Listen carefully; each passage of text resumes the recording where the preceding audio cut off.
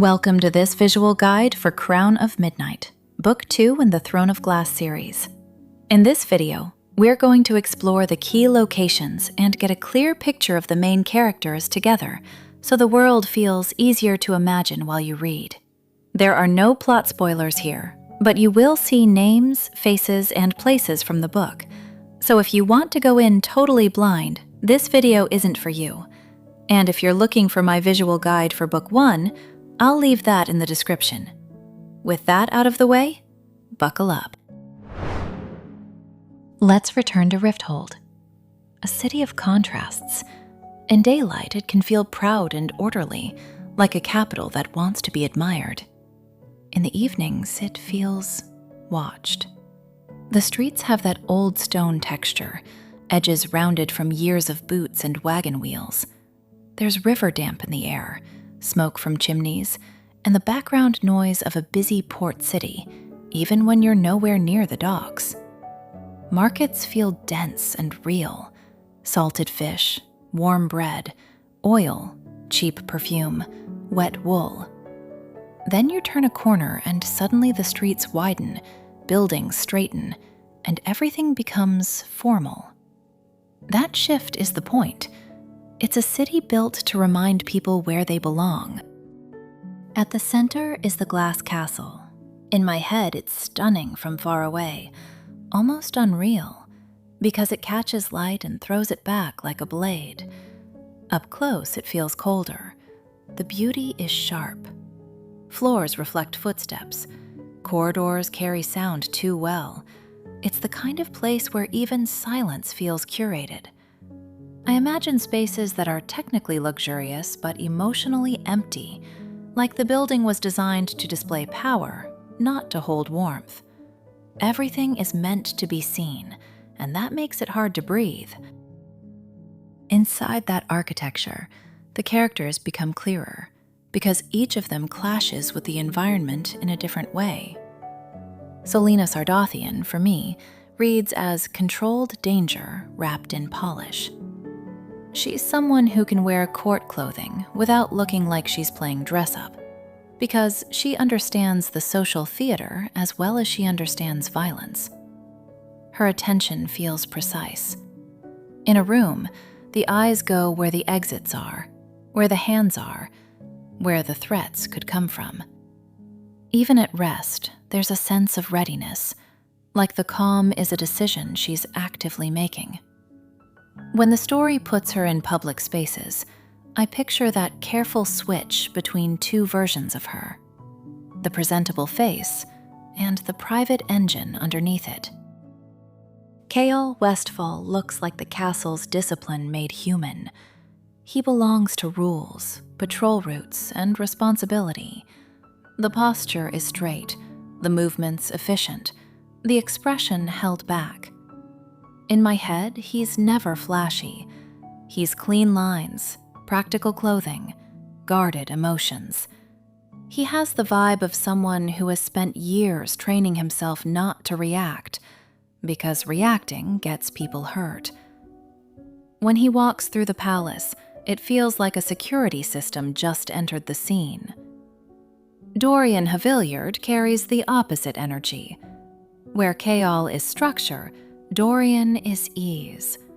He's the person who can make a room lighter without forcing it, like charm that was trained early and then became natural.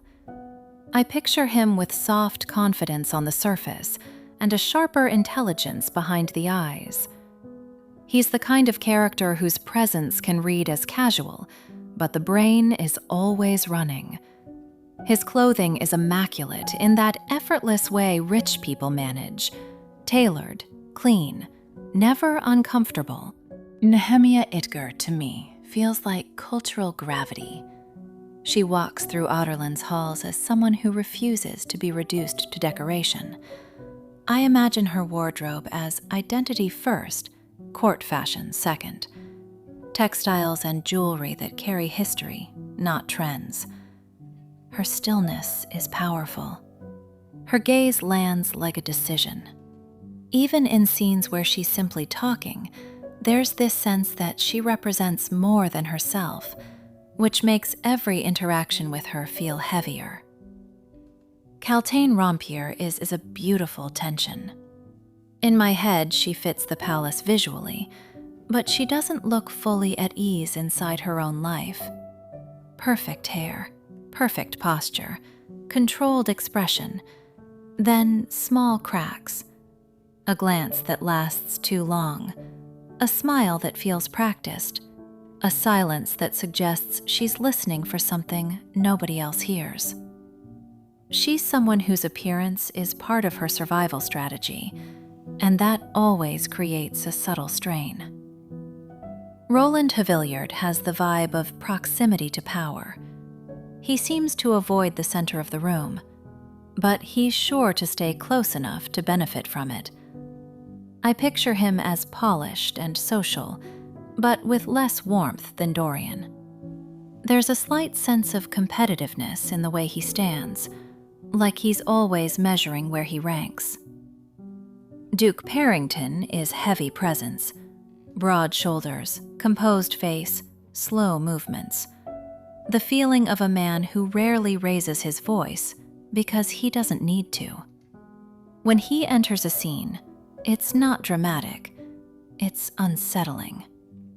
He feels like someone who collects outcomes rather than friends. The King of Adarlan is the room narrowing. Not necessarily loud or theatrical, more like gravity, the kind of authority that makes everyone else self-edit. I picture stillness, deliberate speech, and the sense that he's comfortable being feared. When he's present, other characters seem smaller.